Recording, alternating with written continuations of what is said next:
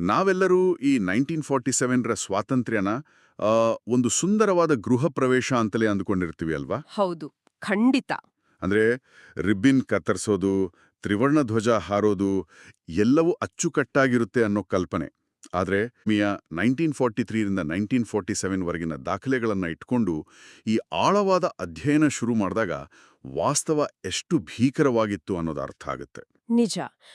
ಆ ಗೃಹ ಪ್ರವೇಶದ ರೂಪಕ ಇದೆಯಲ್ಲ, ಅದು ಸ್ವಲ್ಪ ಬದಲಾಗಬೇಕು. ಹೇಗೆ? ಅದು ಗೃಹ ಪ್ರವೇಶ ಆಗಿರ್ಲಿಲ್ಲ.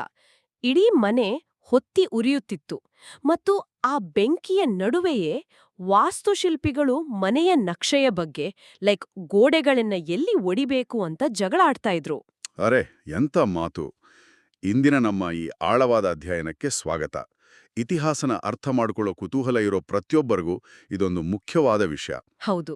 ಕೇವಲ 4 ವರ್ಷಗಳ ಅಂತರದಲ್ಲಿ, ಅಂದ್ರೆ 1943ರಿಂದ 47ರೊಳಗೆ ಅಖಂಡ ಭಾರತ ಹೇಗೆ 2 ದೇಶಗಳಾಗಿ ಸೀಳಿ ಹೋಯಿತು ಅನ್ನೋದನ್ನ ನಾವು ಬಿಡಿಸಿ ನೋಡಬೇಕಿದೆ. ಕರೆಕ್ಟ್. ಇಲ್ಲಿ ನಾವು ಬರೀ ಏನಾಯ್ತು ಅಂತ ನೋಡಬಾರ್ದು. ನಾಯಕರ ನಡುವಿನ ಸಣ್ಣ ಭಿನ್ನಾಭಿಪ್ರಾಯಗಳು ಇಡೀ ಉಪಖಂಡದ ಭವಿಷ್ಯನ ಹೇಗೆ ಬದಲಾಯಿಸಿದುವು ಅನ್ನೋದನ್ನ ವಿಶ್ಲೇಷಣೆ ಮಾಡಬೇಕು.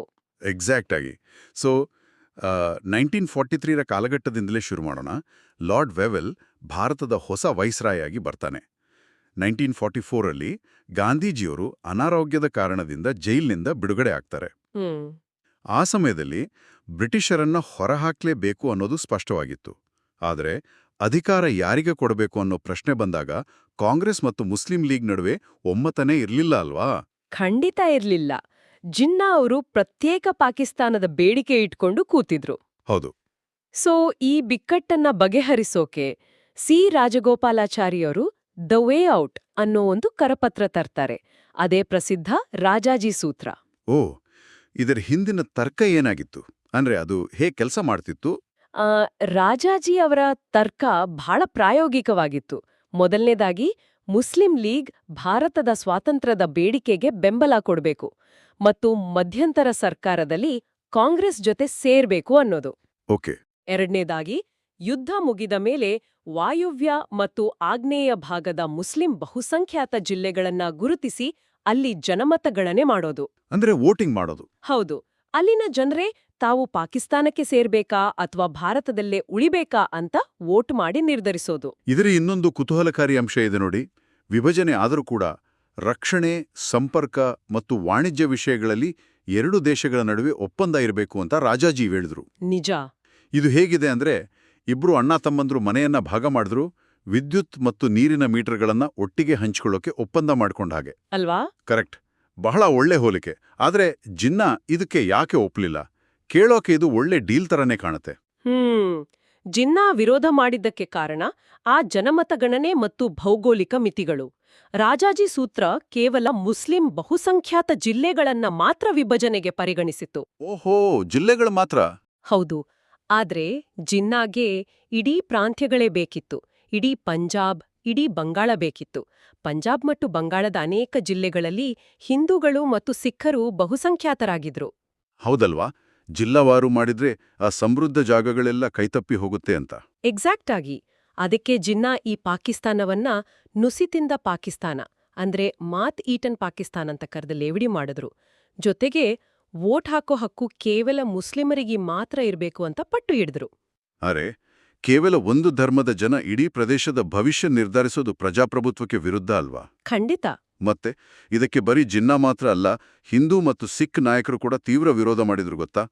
ಪಂಜಾಬ್ನ ಸಿಖ್ ನಾಯಕ ಮಾಸ್ಟರ್ ತಾರಾಸಿಂಗ್ ಅವರು ಇದನ್ನ ವಿಶ್ವಾಸದ್ರೋಹ ಅಂತಲೇ ಕರೆದ್ರು.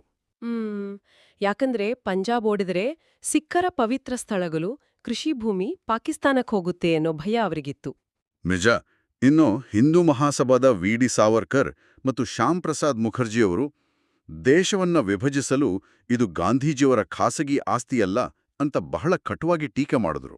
ನೋಡಿ, ಯಾವುದೇ ದೊಡ್ಡ ಒಪ್ಪಂದಗಳಲ್ಲಿ ಎಲ್ಲರನ್ನೂ ಒಪ್ಪಿಸೋದು ಎಷ್ಟು ಅಸಾಧ್ಯ ಅನ್ನೋದನ್ನ ಇದು ತೋರಿಸುತ್ತೆ. 1944ರ ಗಾಂಧೀಜಿನ ಮಾತುಕತೆಗಳು ಸಂಪೂರ್ಣವಾಗಿ ಫೇಲ್ ಆದವು. ಹೌದು.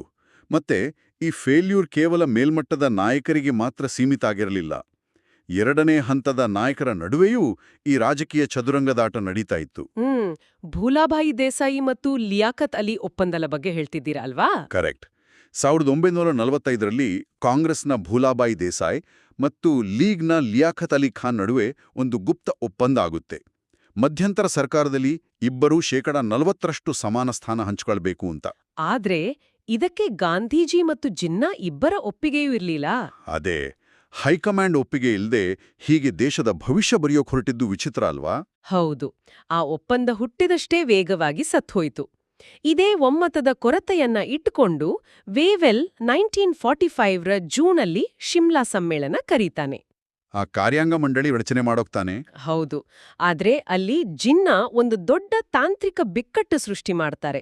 ಮಂಡಳಿಗೆ ಸೇರುವ ಮುಸ್ಲಿಂ ಪ್ರತಿನಿಧಿಗಳನ್ನ ಕೇವಲ ಮುಸ್ಲಿಂ ಲೀಗ್ ಮಾತ್ರ ನಾಮನಿರ್ದೇಶನ ಮಾಡಬೇಕು ಅಂತಾರೆ. ಒಂದು ನಿಮಿಷ, ಅದು ಕಾಂಗ್ರೆಸ್ಗೆ ಒಪ್ಪೋಕೆ ಸಾಧ್ಯವೇ ಇಲ್ಲದ ಷರತ್ತು. ಯಾಕಂದ್ರೆ ಕಾಂಗ್ರೆಸ್ ಅಧ್ಯಕ್ಷರಾಗಿದ್ದವರೇ ಮೌಲಾನಾ ಅಬುಲ್ ಕಲಾಂ ಆಜಾದ್. ಎಕ್ಸಾಕ್ಟ್ಲಿ. ಕಾಂಗ್ರೆಸ್ ತನ್ನನ್ನ ಬರೀ ಹಿಂದೂಗಳ ಪಕ್ಷ ಅಂತ ಕರೆದುಕೊಳ್ಳೋಕೆ ರೆಡಿ ಇರಲಿಲ್ಲ. ಆದ್ರೆ ವೇವೆಲ್ ಇಲ್ಲಿ ಜಿನ್ನಾಗೆ ಒಂದು ರೀತಿ ವೀಟೋ ಪವರ್ ಕೊಟ್ಟಾಗೆ ಮಾಡ್ತಾನಲ್ವಾ? ಅದೇ ಶಿಮ್ಲಾ ಸಮ್ಮೇಳನದ ಅತೀ ದೊಡ್ಡ ತಪ್ಪು. ವೇವೆಲ್ ಜಿನ್ನಾ ಮುಂಡುತನಕ್ಕೆ ಮಣಿದು ಸಮ್ಮೇಳನ ವಿಫಲ ಅಂತ ಘೋಷಿಸ್ತಾನೆ. ಇದು ನಿಜಕ್ಕೂ ಬೇಸರದ ಸಂಗತಿ. ಒಂದ್ ಕಡೆ ದೆಹಲಿ, ಶಿಮ್ಲಾದಲ್ಲಿ ನಾಯಕರು ಬರೀ ಒಪ್ಪಂದ, ಷರತ್ತು ಅಂತ ಟೈಮ್ ವೇಸ್ಟ್ ಮಾಡ್ತಾ ಇದ್ರೆ, ಇನ್ನೊಂದೆಡೆ ರಸ್ತೆಯಲ್ಲಿ, ಸೇನೆಯಲ್ಲಿ, ಸಾಮಾನ್ಯ ಜನರಲ್ಲಿ ಹತಾಶೆ ಸ್ಫೋಟ ಆಗ್ತಾ ಇತ್ತು. 1946ರ ನೌಕಾ ಬಂಡಾಯ. ಹೌದು, ಇದು ಇತಿಹಾಸದ ಅತಿ ರೋಚಕ ಘಟ್ಟ. ಮುಂಬೈನ ತಲವಾರ್ ಹಡಗನಲ್ಲಿ ಬ್ರಿಟಿಷ್ ಅಧಿಕಾರಿಗಳು ಕೊಡ್ತಿದ್ದ ಕಳಪೆ ಊಟದ ವಿರುದ್ಧ ನಾವಿಕರು ಮುಷ್ಕರ ಶುರು ಮಾಡ್ತಾರೆ. ಊಟದ ದೂರಿಂದ ಶುರುವಾಗಿ ನೋಡ್ತಿದ್ದಂತೆ 22 ಹಡಗುಗಳಿಗೆ ಹಬ್ಬುತ್ತೆ. ಬಂಡಾಯದ ತೀವ್ರತೆ ಸಣ್ಣದಿರ್ಲಿಲ್ಲ. 1500ಕ್ಕೂ ಹೆಚ್ಚು ನಾವಿಕರು ಶಸ್ತ್ರಾಸ್ತ್ರ ಹಿಡಿದ್ರು. ಹಡಗುಗಳ ಮೇಲೆ ಇಂಕುಲಾಬ್ ಜಿಂದಾಬಾದ್ ಅಂತ ಬರೆದು ಕಾಂಗ್ರೆಸ್, ಮುಸ್ಲಿಂ ಲೀಗ್ ಮತ್ತು ಕಮ್ಯುನಿಸ್ಟ್ ಪಕ್ಷದ ಬಾವುಟಗಳನ್ನು ಒಟ್ಟಿಗೆ ಹಾರಿಸಿದ್ರು. ಬ್ರಿಟಿಷರಿಗೆ ಅಕ್ಷರಶಃ ನಡುಕು ಹುಟ್ಟಿತ್ತು. ಹೌದು, ಅವರ ಬೇಡಿಕೆ ಬರೀ ಊಟದ್ದಾಗಿರ್ಲಿಲ್ಲ. ಜನಾಂಗೀಯ ಭೇದಭಾವ ನಿಲ್ಲಿಸಬೇಕು, ಸಮಾನ ವೇತನ ಕೊಡಬೇಕು ಮತ್ತು INA ಯೋಧರನ್ನ ಬಿಡುಗಡೆ ಮಾಡಬೇಕು ಅಂತ ಇತ್ತು. ಆದ್ರೆ ಇಲ್ಲಿ ನನ್ನನ್ನ ಕಾಡೋ ಅತಿ ದೊಡ್ಡ ಪ್ರಶ್ನೆ ಅಂದ್ರೆ ನಮ್ಮದೇ ನಾಯಕರ ದ್ವಂದ್ವ ನಿಲುವು. ವರ್ಷಗಟ್ಲೆ ಬ್ರಿಟಿಷರ ವಿರುದ್ಧ ಸಿಡಿದೆದ್ದೇಳಿ ಅಂತ ಭಾಷಣ ಮಾಡ್ತಿದ್ದ ನಾಯಕರು, ಸೈನಿಕರು ನಿಜವಾಗಲೂ ಬಂಡಾಯ ಎದ್ದಾಗ ಸಪೋರ್ಟ್ ಮಾಡಲಿಲ್ಲ. ನಿಜ. ಕಮ್ಯುನಿಸ್ಟ್ ಪಕ್ಷ ಮತ್ತು ಅರುಣಾಸಫ್ ಅಲಿ ಅವರನ್ನ ಬಿಟ್ರೆ ಕಾಂಗ್ರೆಸ್ ಆಗ್ಲಿ, ಲೀಗ್ ಆಗ್ಲಿ ಬೆಂಬಲ ಕೊಡ್ಲಿಲ್ಲ. ಸರ್ದಾರ್ ಪಟೇಲರು ಆ ನಾವಿಕರಿಗೆ ಬ್ರಿಟಿಷರಿಗೆ ಶರಣಾಗಿ ಅಂತ ಹೇಳಿದ್ರು. ಇದು ಬೂಟಾಟಿಕೆ ಅನ್ಸಲ್ವಾ? ಮೇಲ್ನೋಟಕ್ಕೆ ಹಾಗೆ ಅನ್ಸುತ್ತೆ. ಆದ್ರೆ ಇದ್ರ ಹಿಂದೆ ಆಳವಾದ ರಾಜಕೀಯ ಲೆಕ್ಕಾಚಾರ ಇತ್ತು. 1945ರಲ್ಲಿ ಬ್ರಿಟನ್ನಲ್ಲಿ ಚುನಾವಣೆಯಾಗಿ ಲೇಬರ್ ಪಾರ್ಟಿಯ ಕ್ಲೆಮೆಂಟ್ ಅಟ್ಲಿ ಪ್ರಧಾನಿಯಾಗಿದ್ರು. ಓಕೆ. ಅಂದ್ರೆ ಸ್ವಾತಂತ್ರ್ಯ ಸಿಗೋದು ಬಹುತೇಕ ಗ್ಯಾರಂಟಿಯಾಗಿತ್ತು. ಇನ್ನೇನು ಕಾಂಗ್ರೆಸ್ ಮತ್ತು ಲೀಗ್ ಅಧಿಕಾರ ಹಿಡಿಯಲಿದ್ದು. ಒಂದು ಸ್ವತಂತ್ರ ದೇಶನ ಮುನ್ನಡೆಸೋಕೆ ಶಿಸ್ತಿನ ಸೇನೆ ಬೇಕು. ಅರ್ಥ ಆಯ್ತು. ಇವತ್ತು ಮೇಲಧಿಕಾರಿಗಳ ವಿರುದ್ಧ ಬಂಡಾಯವೇಳೋದನ್ನ ಬೆಂಬಲಿಸಿದ್ರೆ ನಾಳೆ ಅದೇ ಸೈನಿಕರು ಸ್ವತಂತ್ರ ಭಾರತದ ಸರ್ಕಾರದ ವಿರುದ್ಧವೂ ತಿರುಗಿ ಬೀಳಬಹುದು ಅನ್ನೋ ದೂರದೃಷ್ಟಿಯ ಆತಂಕ ಪಟೇಲರು ಮತ್ತು ನೆಹರುಗಿತ್ತು. ಅಂದ್ರೆ ಕ್ರಾಂತಿಕಾರಿಗರು ಆಡಳಿತಗಾರರ ಮನಸ್ಥಿತಿಗೆ ಬರ್ತಾ ಇದ್ರು. ಅವರಿಗೆ ಈಗ ಹೋರಾಟಗಾರರಿಗಿಂತ ವಿಧೇಯ ಸೈನಿಕರು ಪೇಟಾಗಿದ್ರು. ಎಕ್ಸಾಕ್ಟ್ ಆಗಿ. ಸೊ ಬ್ರಿಟನ್ನಲ್ಲಿ ಹೊಸ ಸರ್ಕಾರ ಬಂದ ಮೇಲೆ ಅಟ್ಲಿ ಹೇಗಾದ್ರೂ ಮಾಡಿ ಭಾರತವನ್ನ ಒಗ್ಗೂಡಿಸಿಡೋಕೆ ಕೊನೆಯಸ್ತ್ರ ಪ್ರಯೋಗ ಮಾಡ್ತಾನೆ. ಅದೇ 1946ರ ಕ್ಯಾಬಿನೆಟ್ ಮಿಷನ್. ಪೆಥಿಕ್ ಲಾರೆನ್ಸ್ ನೇತೃತ್ವದಲ್ಲಿ 3 ಜನರ ನಿಯೋಗ ಬಂದು ಬರೋಬ್ಬರಿ 472 ನಾಯಕರ ಜೊತೆ 182 ಮೀಟಿಂಗ್ ಮಾಡ್ತಾರೆ. ಫೈನಲ್ ಆಗಿ ಪಾಕಿಸ್ತಾನದ ಬೇಡಿಕೆನ ರಿಜೆಕ್ಟ್ ಮಾಡ್ತಾರೆ. ಪಾಕಿಸ್ತಾನ ರಿಜೆಕ್ಟ್ ಮಾಡಿದ್ರೂ ಅವ್ರು ಕೊಟ್ಟ ಪರಿಹಾರ ಮತ್ತಷ್ಟು ಕಾಂಪ್ಲಿಕೇಟೆಡ್ ಆಗಿತ್ತು. ಹೌದಾ? ಹೇಗೆ? ಅವರು ಒಂದು ಫೆಡರಲ್ ಅಂದ್ರೆ ಒಕ್ಕೂಟ ಮಾದರಿ ಸರ್ಕಾರ ಶಿಫಾರಸು ಮಾಡಿದ್ರು. ಕೇಂದ್ರದ ಬರೀ ರಕ್ಷಣೆ, ವಿದೇಶಾಂಗ ವ್ಯವಹಾರ ಮತ್ತು ಸಂಪರ್ಕ ಮಾತ್ರ ಇರುತ್ತೆ. ಉಳಿದದ್ದು ಪ್ರಾಂತ್ಯಗಳಿಗೆ. ಓಹೋ, ಕೇಂದ್ರ ದುರ್ಬಲ ಆಗತ್ತೆ ಅಂತ. ಹೌದು. ಮತ್ತೆ ಭಾರತದ ಪ್ರಾಂತ್ಯಗಳನ್ನ A, B ಮತ್ತು C ಅಂತ 3 ಗುಂಪು ಮಾಡಿದ್ರು. A ನಲ್ಲಿ ಹಿಂದೂ ಬಹುಸಂಖ್ಯಾತರು, B ಮತ್ತು C ನಲ್ಲಿ ವಾಯುವ್ಯ ಮತ್ತು ಈಶಾನ್ಯದ ಮುಸ್ಲಿಂ ಬಹುಸಂಖ್ಯಾತ ಪ್ರಾಂತ್ಯಗಳು. ಆದ್ರೆ ಒಂದು ನಿಮಿಷ, ಇದು ಬ್ಯಾಕ್ಡೋರಿಂದ ಪಾಕಿಸ್ತಾನನ ಸೃಷ್ಟಿ ಮಾಡಿದ ಹಾಗೆ ಅಲ್ವಾ? ಖಂಡಿತ. ಇದೇ ಕಾರಣಕ್ಕೆ ಕಾಂಗ್ರೆಸ್ ಮತ್ತು ಲೀಗ್ ನಡುವೆ ಈ ಗ್ರೂಪಿಂಗ್ ಬಗ್ಗೆನೇ ದೊಡ್ಡ ಜಗಳ ಶುರುವಾಯಿತು. ಹೌದು. ಜಿನ್ನಾ ಈ ಗ್ರೂಪಿಂಗ್ ಕಡ್ಡಾಯ ಅಂತ ಖುಷಿಪಟ್ರು. ಆದರೆ ಜುಲೈ 10ರಂದು ನೆಹರು ಪ್ರೆಸ್ ಮೀಟ್ ಮಾಡಿ ಈ ಗ್ರೂಪಿಂಗ್ ಕಡ್ಡಾಯ ಅಲ್ಲ, ಸಂವಿಧಾನ ರಚನಾ ಸಭೆಗೆ ಹೋದ್ಮೇಲೆ ಇದನ್ನ ಒಡೆಯೋ ಅಧಿಕಾರ ನಮ್ಗಿದೆ ಅಂತ ಬಾಂಬ್ ಸಿಡಿಸಿದ್ರು. ನೆಹರು ಅವರ ಆ ಒಂದೇ ಒಂದು ಹೇಳಿಕೆ ಇಡೀ ದಿಕ್ಕನ್ನೇ ಬದಲಾಯಿಸ್ತು. ಜಿನ್ನಾಗೆ ತಾವು ಮೋಸ ಹೋಗ್ತಿದ್ದೀವಿ ಅಂತನ್ಸ್ತು. ಜುಲೈ 19ರಂದು ಲೀಗ್ ಕ್ಯಾಬಿನೆಟ್ ಮಿಷನ್ಗೆ ಕೊಟ್ಟಿದ್ದ ಒಪ್ಪಿಗೆಯನ್ನ ವಾಪಸ್ ತಗೊಳ್ತು. ಮತ್ತು ಆಗಸ್ಟ್ 16ರಂದು ನೇರ ಕಾರ್ಯಾಚರಣೆ ದಿನ ಅಂದ್ರೆ ಡೈರೆಕ್ಟ್ ಆಕ್ಷನ್ ಡೇ ಅಂತ ಘೋಷಣೆ ಮಾಡಿದ್ರು ಜಿನ್ನಾ. ಇದು ಇತಿಹಾಸದ ಅತ್ಯಂತ ಕರಾಳ ಅಧ್ಯಾಯ. ರಾಜಕೀಯ ಆಟದ ಬೆಲೆ ಸಾಮಾನ್ಯ ಜನರ ರಕ್ತದಿಂದ ಪಾವತಿಯಾಗೋಕ್ ಶುರುವಾದ ದಿನ. ನಿಜ. ಆಗಸ್ಟ್ 16ರಂದು ಬಂಗಾಳದ ಪ್ರಧಾನಿಯಾಗಿದ್ದ ಎಚ್.ಎಸ್. ಸುಹರಾವರ್ದಿ ಸಾರ್ವಜನಿಕ ರಜೆ ಕೊಡ್ತಾರೆ. ಪೊಲೀಸ್ ವ್ಯವಸ್ಥೆಯನ್ನ ನಿಷ್ಕ್ರಿಯ ಮಾಡ್ತಾರೆ. ಇನ್ನೊಂದೆಡೆ ಲೀಗ್ ನಾಯಕ ನಿಜಾಮುದ್ದೀನ್ ಉದ್ರೇಕಕಾರಿ ಭಾಷಣ ಮಾಡ್ತಾರೆ. ಅದರ ಪರಿಣಾಮ ಕೋಲ್ಕತ್ತಾ ರಕ್ತದೋಕುಳಿಯಲ್ಲಿ ಮುಳುಗಿತು.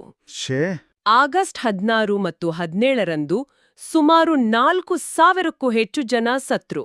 ಹಿಂಸಾಚಾರ ಹಳ್ಳಿಗೊಳಗೂ ಹರಡಿ ಅಕ್ಟೋಬರ್ ಹೊತ್ತಿಗೆ ನಕೌಲಿ ಜಿಲ್ಲೆ ತಲುಪಿತು. ಆ ನಕೌಲಿ ಭೀಕರತೆ ಬಗ್ಗೆ ಓದಿದ್ರೇನೇ ಎದೆ ನಡುಗುತ್ತೆ. ಮಹಿಳೆಯರ ಮೇಲೆ ದೌರ್ಜನ್ಯ, ಮತಾಂತರ, ದೇವಸ್ಥಾನಗಳ ನಾಶ ಎಲ್ಲವೂ ನಡೀತು. ಹೌದು, ಮತ್ತು ಹಿಂಸೆ ಒಂದೇ ಕಡೆ ನಿಲ್ಲಲ್ಲ ನೋಡಿ. ನಕೌಲಿಯಿಂದ ಹಿಂದೂಗಳು ಬಿಹಾರಕ್ಕೆ ಓಡಿ ಬಂದಾಗ ಅಲ್ಲಿ ಹಿಂದೂಗಳು ಮುಸ್ಲಿಮರ ಮೇಲೆ ಸೇಡು ತೀರಿಸ್ಕೊಳ್ಳೋಕ್ ಶುರು ಮಾಡಿದ್ರು. ಇಡೀ ದೇಶ ಬೆಂಕಿಯಲ್ಲಿ ಬೇಯುತ್ತಿತ್ತು. ಇಂಥ ಟೈಮಲ್ಲಿ 77 ವರ್ಷದ ಗಾಂಧೀಜಿ ನಕೌಲಿ ಮತ್ತು ಬಿಹಾರಕ್ಕೆ ಒಂಟಿಯಾಗಿ ಪಾದಯಾತ್ರೆ ಮಾಡಿ ಗಲಭೆ ನಿಲ್ಲಿಸೋಕೆ ಪ್ರಯತ್ನಪಟ್ರು. ಆದ್ರೆ ದೆಹಲಿಯಲ್ಲಿ ನಡೀತಿದ್ದ ರಾಜಕೀಯ ಮಷ್ಟು ನಿರಾಶಾದಾಯಕವಾಗಿತ್ತು.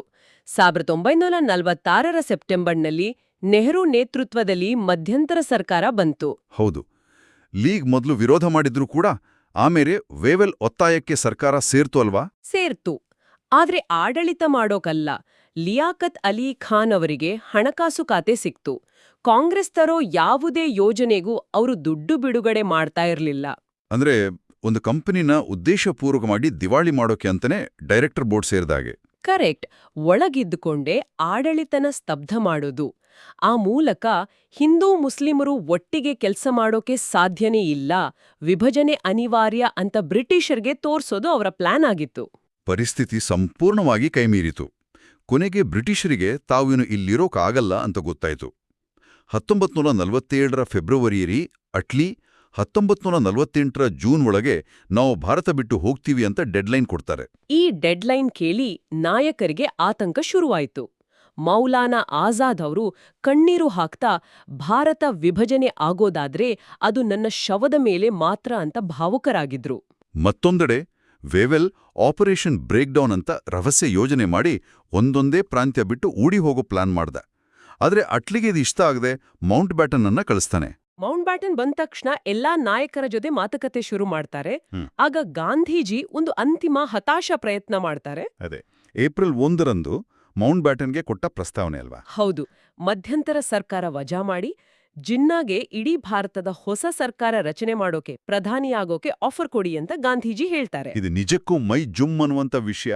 ದೇಶ ಒಡೆಯೋದನ್ನ ತಪ್ಸೋಕೆ ವಿರೋಧಿ ಬಣದ ನಾಯಕನ ಕೈಗೆ ಇಡೀ ದೇಶದ ಆಡಳಿತನ ಕೊಡೋದು ಬಹಳ ದೊಡ್ಡ ಜೂಜು. ಆದ್ರೆ ಈ ಆಫರ್ ಏನು ಆಗುತ್ತೋ? ಮೌಂಟ್ ಬ್ಯಾಟನ್ ಇದನ್ನ ಅಪ್ರಾಯೋಗಿಕ ಅಂತ ರಿಜೆಕ್ಟ್ ಮಾಡ್ದ. ಜಿನ್ನಾ ಕೂಡ ಒಪ್ಪಲಿಲ್ಲ. ಜೊತೆಗೆ ನೆಹರು ಮತ್ತು ಪಟೇಲ್ ಗುರುಗೂ ಈ ಪ್ರಸ್ತಾವನೆ ಇಷ್ಟ ಇರಲಿಲ್ಲ. ಗಲಭೆಗಳು ಎಷ್ಟು ಭೀಕರವಾಗಿತ್ತು ಅಂದ್ರೆ ರಕ್ತಪಾತ ನಿಲ್ಸೋಕೆ ವಿಭಜನೆ ಒಂದೇ ದಾರಿ, ಆ ಕಾಯಿಲೆ ಹಿಡಿದ ಭಾಗ ಕತ್ತರಿಸಿ ಹಾಕೋದು ಅನಿವಾರ್ಯ ಅಂತೆ ನೆಹರು ಮತ್ತು ಪಟೇಲ್ ಡಿಸೈಡ್ ಮಾಡಿದ್ರು. ಸೊ ಜೂನ್ 2ರಂದು ಮೌಂಟ್ ಬ್ಯಾಟನ್ ಮತ್ತು ವಿ.ಪಿ. ಮೆನನ್ ಒಂದು ಯೋಜನೆ ರೆಡಿ ಮಾಡ್ತಾರೆ. ಹೌದು. ನೆಹರು, ಪಟೇಲ್, ಕೃಪ್ಲಾನಿ, ಜಿನ್ನಾ, ಲಿಯಾಕತ್ ಅಲಿ ಎಲ್ಲರೂ ಅನಿವಾರ್ಯವಾಗಿ ತಲೆ ತಗ್ಗಿಸಿ ವಿಭಜನೆಗೆ ಒಪ್ಕೊಳ್ತಾರೆ. ಇದನ್ನೇ ಜೂನ್ 3ರ ಯೋಜನೆ ಅಂತ ಕರೆಯೋದು. ಆ ಯೋಜನೆ ಪ್ರಕಾರ ಗಡಿ ಆಯೋಗ ರಚನೆ ಆಯಿತು. ಇದೇ ಆಧಾರದ ಮೇಲೆ ವಿ.ಪಿ. ಮೆನನ್ 1947ರ ಭಾರತ ಸ್ವಾತಂತ್ರ್ಯ ಕಾಯ್ದೆ ಕರಡು ರೆಡಿ ಮಾಡಿದ್ರು. ಆಮೇಲೆ ಸಿರಿಲ್ ರ್ಯಾಡ್ಕ್ಲಿಫ್ ಅನ್ನೋ ಭಾರತದ ಬಗ್ಗೆ ಗಂಧಗಾಳಿಯೂ ಗೊತ್ತಿಲ್ಲದ ವಕೀಲ ಗಡಿ ವಿಭಜನೆ ಗೆರೆ ಎಳೆದ. ಲಕ್ಷಾಂತರ ಜನರ ಬದುಕು ಇಬ್ಬಾಗ ಆಯಿತು. ಅಂತಿಮವಾಗಿ ಆಗಸ್ಟ್ 14 ಮಧ್ಯರಾತ್ರಿ ಪಾಕಿಸ್ತಾನ ಮತ್ತು 15ರಂದು ಭಾರತ ಉದಯ ಆದ್ವು. Mount baton governor general, Nehru ಪ್ರಧಾನಿ. ಅತ್ತ ಪಾಕಿಸ್ತಾನದಲ್ಲಿ ಜಿನ್ನಾ ಗವರ್ನರ್ ಜನರಲ್, ಲಿಯಾಕತ್ ಅಲಿ ಪ್ರಧಾನಿ. 1943ರ ರಾಜಾಜಿ ಸೂತ್ರದಿಂದ ಶುರುವಾಗಿ ಶಿಮ್ಲಾ ಸಮ್ಮೇಳನ, ನೌಕಾ ಬಂಡಾಯ, ಡೈರೆಕ್ಟ್ ಆಕ್ಷನ್ ಡೇ ದಾಟಿ ಸ್ವಾತಂತ್ರ್ಯ ಮತ್ತು ವಿಭಜನೆಯ ಕರಾಳ ಸತ್ಯದೊಂದಿಗೆ ಅಂತ್ಯ ಆಯಿತು. ಹೌದು. ಇತಿಹಾಸ ಅಂದ್ರೆ ಬರೀ ದಿನಾಂಕಗಳಲ್ಲ, ಒತ್ತಡದ ಪರಿಸ್ಥಿತಿಯಲ್ಲಿ ನಾಯಕರು ತಗೊಂಡ ಕಠಿಣ ನಿರ್ಧಾರಗಳ ಸರಪಳಿ ಅನ್ನೋದು ಇದರಿಂದ ಸ್ಪಷ್ಟ ಆಗುತ್ತೆ. ಖಂಡಿತ. ನಾವು ಆರಂಭದಲ್ಲಿ ಮಾತಾಡಿದ ಆ ಹೊತ್ತಿ ಉರಿಯುತ್ತಿರುವ ಮನೆಯ ರೂಪಕ ಈಗ ಸಂಪೂರ್ಣವಾಗಿ ಅರ್ಥ ಆಗ್ತಿದೆ. ಸ್ವಾತಂತ್ರ್ಯ ಅನ್ನೋದು ನೋವಿನಿಂದ ವಿಭಜನೆಗೊಂಡ ಒಂದು ಭವನದ ಕಥೆ. ನಿಜ. ಆದರೆ ಈ ಆಳವಾದ ಅಧ್ಯಯನವನ್ನ ಮುಗಿಸೋ ಮುನ್ನ ನನ್ನ ಮನಸ್ಸಲ್ಲಿ ಒಂದು ಪ್ರಶ್ನೆ ಕೊರೀತಿದೆ. ಒಂದು ಕ್ಷಣ ಯೋಚಿಸಿ ನೋಡಿ. 1946ನ ಆ ನೌಕಾ ಬಂಡಾಯ ಬರೀ ಹಡಗುಗಳಿಗೆ ಸೀಮಿತ ಆಗದೆ ಇಡೀ ಭಾರತೀಯ ಭೂಸೇನೆಯನ್ನ ಆವರಿಸಿದ್ರೆ ಏನಾಗ್ತಿತ್ತು? ಅರೇ! ಹಿಂದೂ ಮತ್ತು ಮುಸ್ಲಿಂ ಸೈನಿಕರು ಒಟ್ಟಾಗಿ ಬ್ರಿಟಿಷರ ವಿರುದ್ಧ ಶಸ್ತ್ರಾಸ್ತ್ರ ಹಿಡಿದು ನಿಂತಿದ್ರೆ ಆ ಸೇನಾ ಒಗ್ಗಟ್ಟು ರಸ್ತೆಗಳಲ್ಲಿನ ಧಾರ್ಮಿಕ ದ್ವೇಷನ ಅಳಿಸಾಕ್ತಿತ್ತಾ? ಮತ್ತು ಆ ಕೆಳಮಟ್ಟದ ಒಗ್ಗಟ್ಟು ನಮ್ಮ ರಾಜಕೀಯ ನಾಯಕರನ್ನ ದೇಶ ವಿಭಜನೆಯ ನಿರ್ಧಾರದಿಂದ ಹಿಂದಕ್ಕೆ ಸರಿಯುವಂತೆ ಮಾಡ್ತಿತ್ತಾ?